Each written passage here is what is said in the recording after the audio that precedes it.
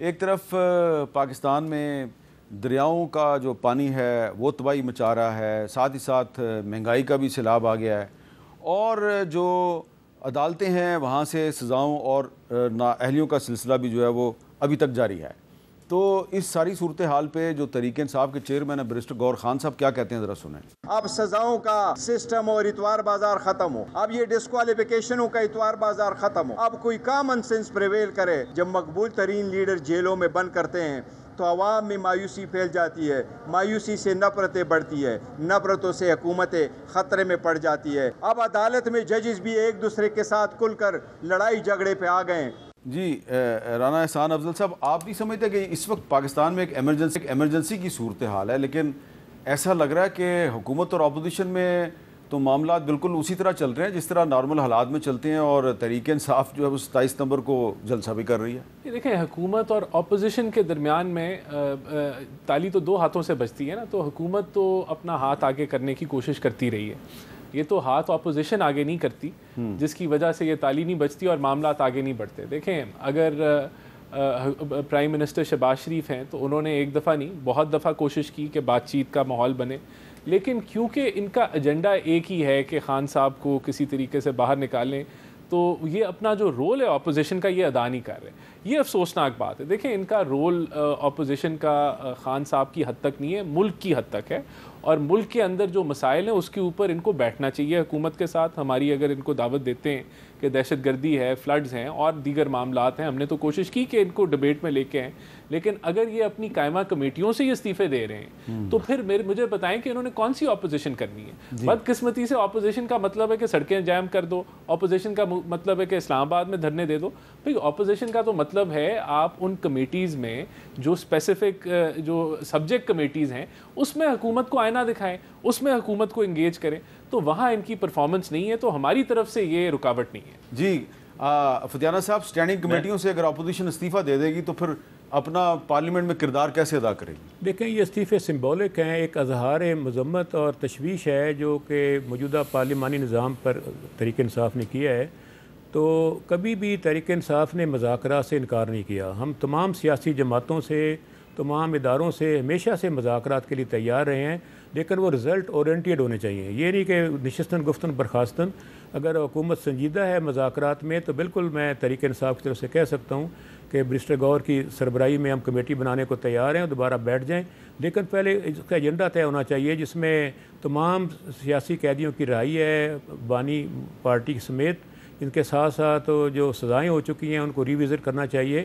اس کے ساتھ ساتھ الیکشن کمیشن اور عدلیہ کا معاملہ جو ان کو زیادہ خود مختار آزاد ہونا چاہیے، سول بیوروکریسی کو بھی غیر جانبدار ہونا چاہیے، کسی جماعت کی غلام نہ بن جائے، اور اس کے ساتھ ساتھ یہ ہے کہ ملک کی معیشت کو بھی اس میں رکھ سکتے ہیں، ملک میں سیاسی نظام کو بھی رکھ سکتے ہیں، جمہوریت انسانی حقوق کو بھی رکھ سکتے ہیں، عدلیہ کی آزادی پہ بھی رکھ سکتے ہیں۔ ایک وسیع ایجنڈا پہ اگر یہ ہمارے ساتھ بیٹھیں اور نیک نیتی کے ساتھ حکومت ہمارے ساتھ بیٹھے تو پاکستان تحریک انصاف بالکل مذاکرات کے لیے تیار ہے۔ اور یہ کہنا کہ وہ خان صاحب کی رہائی کے لیے، تو یہ ایسا غیر معمولی مطالبہ تو نہیں ہے، نہ کوئی زیادتی والا مطالبہ ہے۔ وہ سربراہ جماعت اور سب سے بڑی پاپولر جماعت کے قائد ہیں، اگر ان کی رائے کی ہم بات کرتے ہیں تو غلط بات نہیں کرتے۔ میرا خیال یہ ہے کہ ہم تو تمام سیاسی قیدی، ہم تو ماضی میں اگر ہماری طرف سے گرفتاریاں ہوئی ہیں آج کی حکومت کے افراد کی، وہ بھی درست نہیں تھا، میں اس کی سپورٹ نہیں کرتا۔ میں سمجھتا ہوں کہ رواداری کا کلچر قائم ہونا چاہیے اور ایک نیا چارٹر آف ڈیموکریسی ہونا چاہیے، اور تمام جماعتیں بیٹھیں اس میں، ہم بھی سائن کریں اور تمام جماعتیں بھی، اور ایک عوام کے لیے ایک نئی ہوپ کا راستہ نکالنا چاہیے جس سے انصاف ملے اور خوشحالی آئے۔ علی موسیٰ گیلانی صاحب، ایک نیا چارٹر آف ڈیموکریسی کی ضرورت ہے، نیو چارٹر آف ڈیموکریسی، آپ کا کیا خیال ہے؟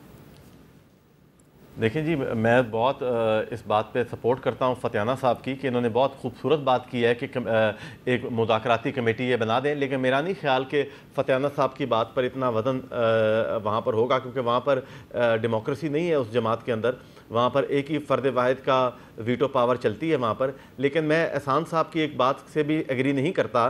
انہوں نے کہا کہ تحریک انصاف کے لوگوں کا ایک ہی مقصد ہے عمران خان کو نکالنا، ان کا یہ مقصد نہیں ہے۔ اگر تحریک انصاف کی جتنے بھی لیڈرز ہیں اور جتنے بھی MNAs, MPAs یا جو بات کرنے والے ہیں، ان کا یہ مقصد ہوتا ہے عمران خان کو نکالنا، تو عمران خان صاحب باہر ہوتے، ان کی دکانداری بند ہو جائے گی، کیونکہ ادھر ہر کوئی ایک لیڈر بنا ہوا ہے۔ وہاں پر تحریک انصاف میں. جس پر ہاتھ رکھو وہ کہتا ہے میں سب سے زیادہ بڑا لیڈر ہوں پی ٹی آئی کا. اگر آپ وہاں پر کے پی کے میں چلے جائیں تو چیف منسٹر صاحب کہتے ہیں میرے سے بڑا کوئی نہیں ہے لیڈر پی ٹی آئی کا. تو اگر عمران خان صاحب نکل آئیں گے تو ان سب کی دکانداری بند ہو جائے گی, ان کی دکانیں بند ہو جائیں گی. تو ان کا یہ مقصد ہی نہیں ہے. ان کا مقصد ہے کہ یہ ایک دوسرے سے لڑیں اور یہ ایک ہائپ کریٹ کریں, اور عمران خان کو نکالنے میں تحریک انصاف اگر سیریس ہوتی تو وہ کب کے باہر آ چکے ہوتے. وہ سڑکوں پر جانا چاہتے ہیں, لڑائیاں کرتے ہیں, پھر آپس میں لڑائیاں کرتے ہیں, کہیں بھاگ جاتے ہیں سڑکوں سے, کہیں پکڑے جاتے ہیں, کہیں پہ جان کے پکڑے جاتے ہیں. تو اس وجہ سے یہ سیریس نہیں ہے. تو یہ اب ٹاپک ہی ختم کر دیں اس کو. چلیں اس پہ اب آپ نے ایک چارج شیٹ لگا دیا ہے, سیاسی شعور ہوتا پی ٹی آئی پہ چارج شیٹ لگا دیا تو ان کی اگر کوئی سیاسی شعور ہوتا تو یہ کب کا عمران خان بھی باہر نکل آتے, ایک حکومت کے اندر یہ پارلیمنٹ کے اندر بھی اپنا کردار ادا کرتے اور ملک کو بہت بہتری کی طرف لے جا چکے ہوتے. جی علی موسیٰ گیلانی صاحب اور رانا احسان افضل صاحب دونوں میرے بچوں کی طرح ہیں, برخوردار ہیں. ان کے والدین سے میرے بڑے مراسم ہے, دوستی ہے. رانا صاحب سے بھی تھی اور گیلانی صاحب سے بھی.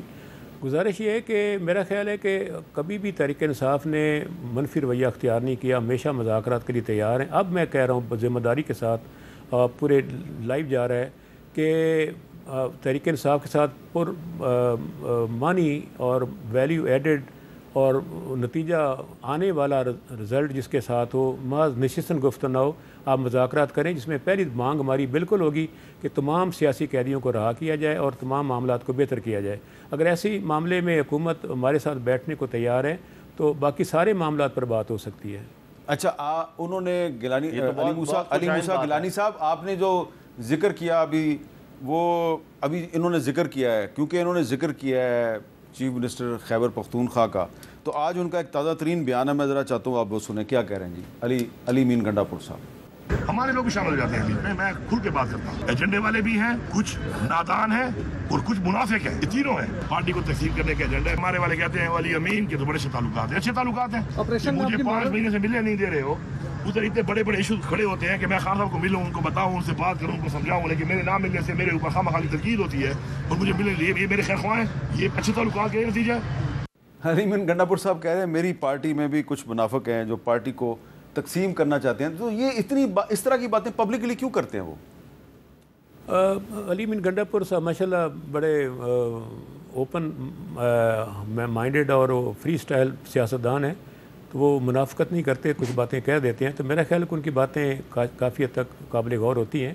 تو ہر جماعت میں ایسے لوگ ہوتے ہیں جو لڑائی جھگڑا کرنے والے ہوتے ہیں. تو میرا خیال ابھی اس وقت جماعت میں سنجیدہ سوچ پائی جاتی ہے کہ مذاکرات کیے جائیں حکومت اور اداروں کے ساتھ, اور ایک بیٹھ کر ملک کو اس گرداب سے نکالنے کے لیے ٹھوس اقدامات کیے جائیں اور سب مل کر اس ملک کو آگے لے کر بڑھیں اور عوام کے مسائل حل کریں. لیکن اس کے لیے سیاسی استحکام سب سے پہلی بنیادی. آپ نے کہا کہ آپ کی پارٹی میں یہ سنجیدہ سوچ پائی جاتی ہے کہ اداروں کے ساتھ مذاکرات کیے جائیں. جماعتوں کے ساتھ بھی, اداروں کے ساتھ. جماعتوں کا مطلب ہے تمام سیاسی جماعتوں, تمام سیاسی جماعتیں اور اداروں کے ساتھ. جی, آئین کے دائرے کے اندر ہے. حامد میر صاحب آپ ان کے جی گیلانی صاحب.